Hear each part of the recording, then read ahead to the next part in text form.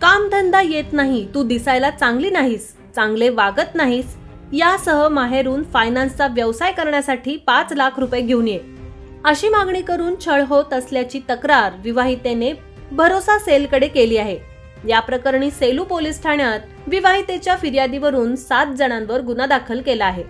महवीस तबस्सुम अरशद शेख यांनी भरोसा सेलकडे तक्रार केली की 10 एप्रिल 2017 ते 28 जुलै 2023 या कालावधीत सासरी पती अरशद शाहमद शेख, हलीमा शाहमद शेख, शाहमद रहीम शेख, इशाद शाहमद शेख, सलमा आबेद शेख, आबेद बिस्मिल्ला शेख आणि हनीफा रहीम शेख यांनी संगनमत करून फिर्यादीस तुला कामधंदा येत नाही, तुला स्वयंपाक येत नाही, तू दिसायला चांगली नाहीस, तू सासरच्या लोकांसोबत चांगले वागत नाहीस, असे म्हणून शारीरिक व मानसिक छळ केला। तसेच उपाशीपोटी ठेवून शिवीगाळ करून तिला त्रास दिला।